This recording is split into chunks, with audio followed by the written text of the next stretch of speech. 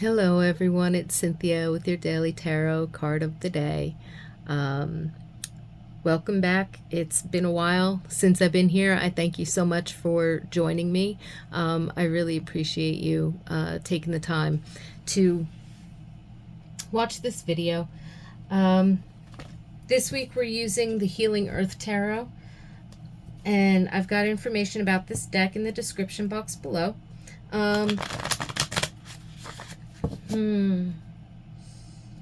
These messages are general for the collective, for the day's energy.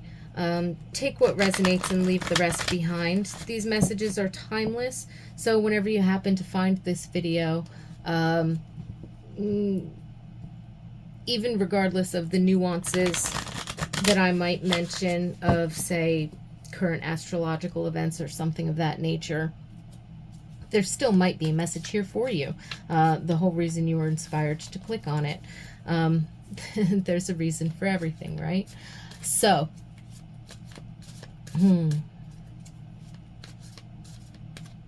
but above all else, trust your own intuition.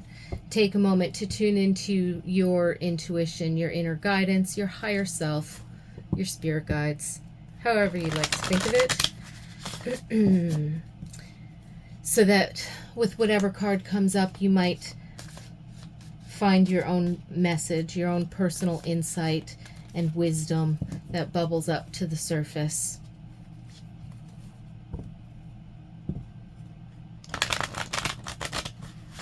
Okay, adhering to cut the cards. Six of Crystals. Oh, that's beautiful. I tell you, Kuan Yin is one of my favorites.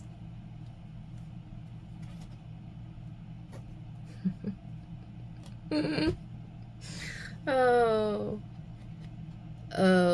So that's kind of like a depiction of Kuan Yin, who, if you do not know who she is, the Bodhisattva in, I guess, she has Chinese origin, but she's a representation of feminine bodhisattva of mercy and grace and compassion. And so she's surrounded by these crystals here. We see clear quartz, amethyst, and smoky quartz. So spirit, mind, and emotions, and grounding in the body, and this beautiful swirl of energy, rising, rising, rising, butterflies signifying transformation. So there's some definite healing energy here. In this particular deck, there are extra suits, crystals being one of them, and it's kind of an amalgamation of earth energy and air energy. So there's definitely something about the energetic aspects of, you know, mind over matter, and there's this blending of healing with you know, the earth energy, the crystals, the minerals of the earth, kind of grounding in that sort of transformation of like the mental aspect. So in seeing this card,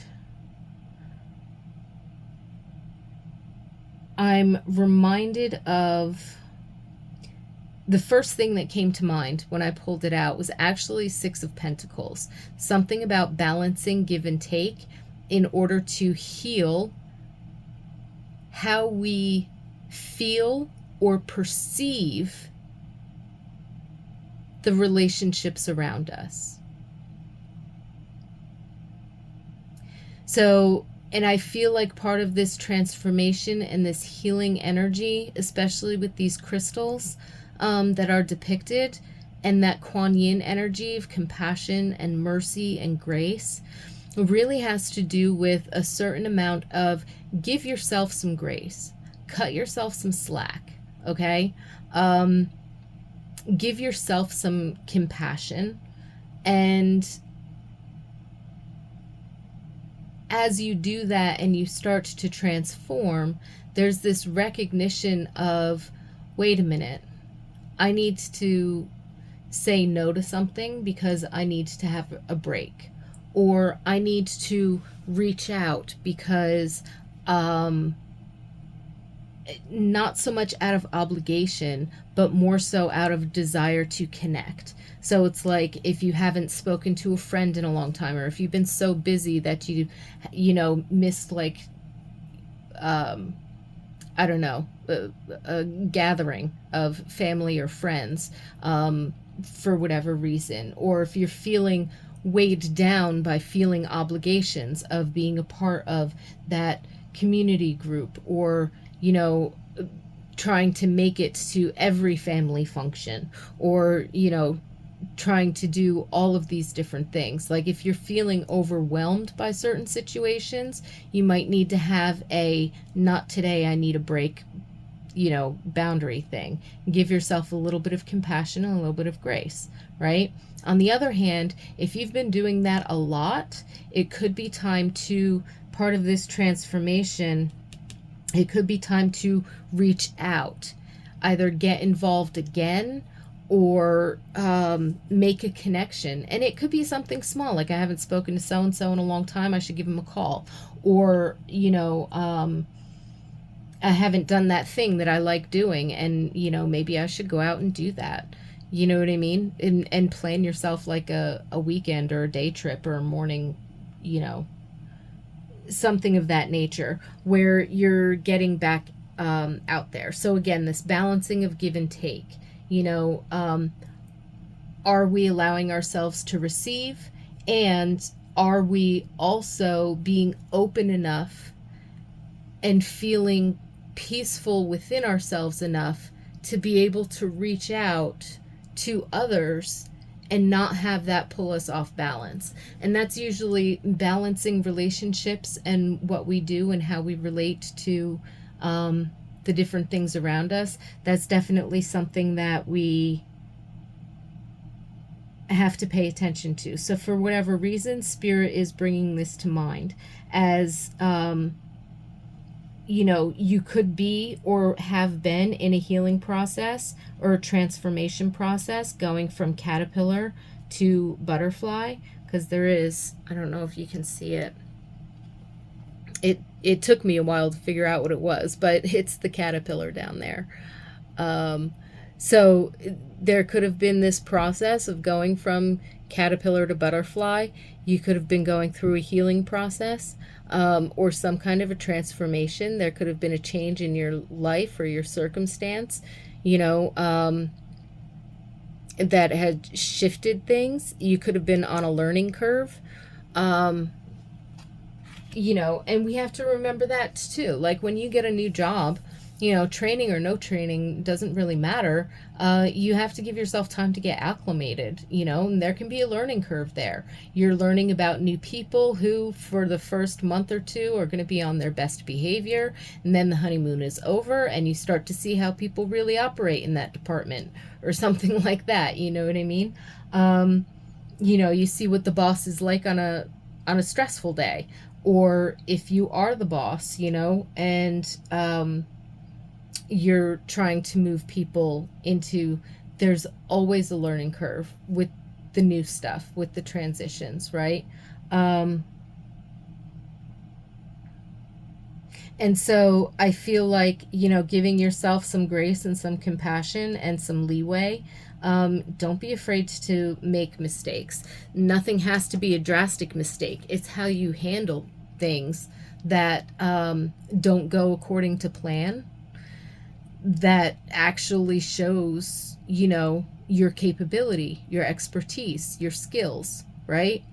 And, in personal relationships, it's not whether or not somebody hurt somebody else's feelings all the time, or whether or not a mistake was made or a poor decision was made, or this, that, the other thing, but it's the resiliency factor. So how can we as a team resolve this issue? Or, how can I be a better person and the other person, how can I support so and so in improving, in terms of, and it could be any kind of a relationship, right? So, whether your child makes a mistake and you're sitting there witnessing that, it's not about whether or not they made the mistake. It's not even about the lesson per se. It's about how are they going to bounce back, and as a parent, how are you going to show them that you can support their decisions, that they can trust themselves, that they can bounce back, that they can learn something from it. How can you nurture their growth through that, right? And, that's just an example, but at the same time, like in any given situation, in any given relationship, again, compassion, grace, give yourself some leeway, give other people some leeway. And that doesn't mean that if it's, if there's a truly challenging or toxic situation, that there wouldn't be boundaries. But even when placing those boundaries or communicating through a difficult situation or a challenge, right? If there's a need for teamwork or something like that, again, balancing the give and take and recognizing, how can I support myself? How can I support their strengths? How can we come to the conclusion, or come to the improvement, or come to the resolution, rather than trying to think of it like something that's fixed, or something that's broken that needs fixing. Maybe it needs processing. Like maybe it's broken. Like if you're a mechanical engineer, then yeah, there's going to be logical process of reasoning through these things. But in a lot of things, it can be a little bit less tangible than that. It can be more about, figuring out. That's where the creative mind comes in. So yeah, there's definitely a balancing of, logical reason and creative mind, but moving through this transformational and healing process with grace and compassion, because that's what allows growth to happen naturally, and that's what allows that balance to come in. So I feel like today's energy just has a lot to do with being patient with yourself. You might have to show patience to others, and the best way to nurture both yourself and others and balance this give and take has a lot to do with recognizing, wait a minute, a challenge doesn't always have to be a bad thing. It's our perceptions, right? That mind energy. How is the mind influencing the physical reality, right? If you look at it as a problem to fix and you try to logic it out, you're going to run into a brick wall. If you look at it as, oh, well, that's, that's a difficult starting point to bounce back from, but okay, right? If you kind of like shift that perception into, well, no, it doesn't necessarily feel great, but it doesn't have to be any more or less difficult than starting at any other point. So how are we going to work this? Or how can I approach this in that balanced way? And there could be some kind of evaluation, of particular, that's really the energy I'm getting, is that there's an evaluation of some kind of particular situation in which resiliency is called for. Not right or wrong or judgment, but having that grace and compassion to say, okay, where are the strengths, and how is that going to help us to bounce back, or to, get out of this and into that, or move this farther, right? So whatever whatever the challenge appears as for you, whether it's relational or situational. But I do feel like there could be others involved. So again, it might not specifically be in a relationship, but it could be something that a partnership or a team is facing as a group. And the best place to be in that is in that compassion and that growth mindset, that resiliency mindset, because that's going to allow different strengths from the different individuals involved to step up to the plate and bring something new to the table that's going to move the whole thing forward. And it's not about pointing fingers and making judgments or anything like that.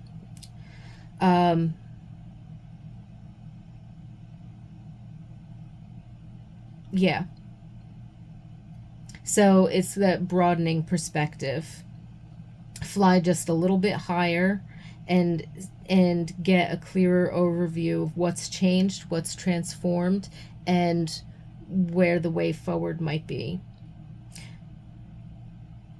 And if some of those examples didn't necessarily resonate with you, that's okay. Look at them as if they are like metaphors or analogies, and pick out that vibe of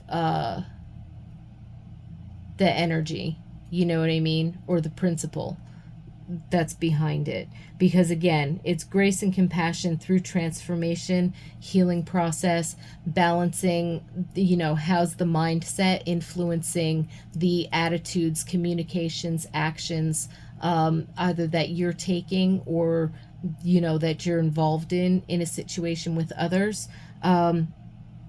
And definitely utilizing that mind over matter, recognizing like, okay, if mind is influencing, what we say and how we behave, and that's influencing what's going on in the situation, the material, the physical, the circumstantial, then where in my mindset can I make an improvement so that I can approach this differently? So with that, I thank you all for being here. I wish you a wonderful day, full of grace and compassion, perhaps a healing meditation. Definitely a beautiful balance of give and take. Peace and blessings to all of you, and I look forward to seeing you next time.